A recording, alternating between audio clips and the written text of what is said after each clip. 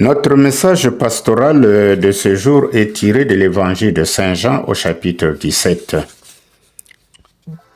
Ce chapitre où Jésus prie peut être intitulé « La prière sacerdotale de Jésus ».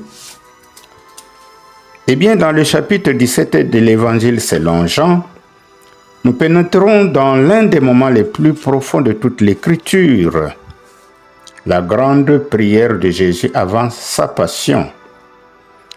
Cette prière est souvent appelée, comme nous l'avions déjà dit, la prière sacerdotale, parce que le Christ y apparaît comme le grand prêtre qui intercède pour les siens devant le Père. Avant d'être arrêté, humilié et crucifié, Jésus ne pense pas d'abord à lui-même. Il y prie. Il prie pour sa mission, pour ses disciples, et même pour ceux qui croiront plus tard par leur témoignage. Cette prière révèle le cœur du Sauveur. Alors nous aurons à méditer sur 4 points. Le premier point, Jésus glorifie le Père par son obéissance. Il déclare d'ailleurs, « Père, l'heure est venue. Glorifie ton Fils afin que ton Fils te glorifie. » La gloire du Christ ne passe pas par la puissance humaine, mais par le don total de lui-même. La croix, qui semble être une défaite, devient le lieu de la victoire de l'amour. Le vrai disciple comprend alors que la gloire de Dieu se manifeste souvent dans l'humilité, la fidélité et le sacrifice. Deuxième point de notre méditation, Jésus prie pour ses disciples. Le Seigneur Jésus connaît les faiblesses de ses disciples. Il sait qu'ils seront confrontés au rejet, au doute et aux persécutions.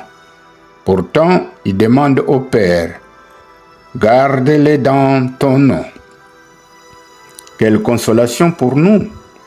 Même aujourd'hui, Jésus continue d'intercéder pour son Église. Lorsque nous traversons les combats de la foi, nous ne sommes pas seuls.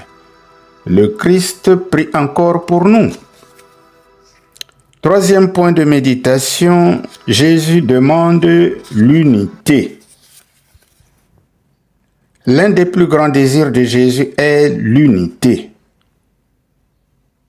Qu'il soit un, comme nous sommes un. Dans un monde marqué par les divisions, les rivalités et les conflits, le chrétien est appelé à devenir artisan de paix. L'unité n'est pas uniformité, mais communion dans l'amour et la vérité. Une communion unie devient un puissant témoignage pour le monde. Quatrième point de méditation. Jésus nous consacre dans la vérité. Le Christ prie. Sanctifie-les par la vérité. Ta parole est la vérité. La sainteté ne consiste pas seulement en des pratiques religieuses extérieures. Elle est née d'une vie transformée par la parole de Dieu. Plus nous demeurons dans l'Évangile, plus notre cœur est renouvelé. Alors, mes bien-aimés, nous venons de méditer sur 4 points de la prière de Jésus-Christ, que nous avons appelée la prière sacerdotale. En conclusion,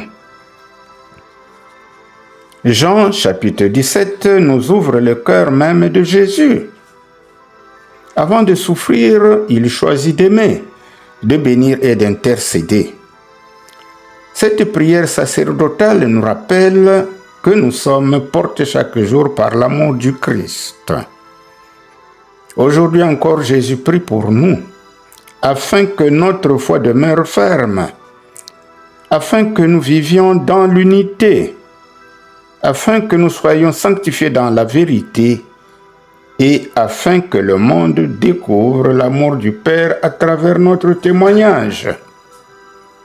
Que cette parole de Jésus renouvelle notre confiance et notre attachement à son saint nom. Amen.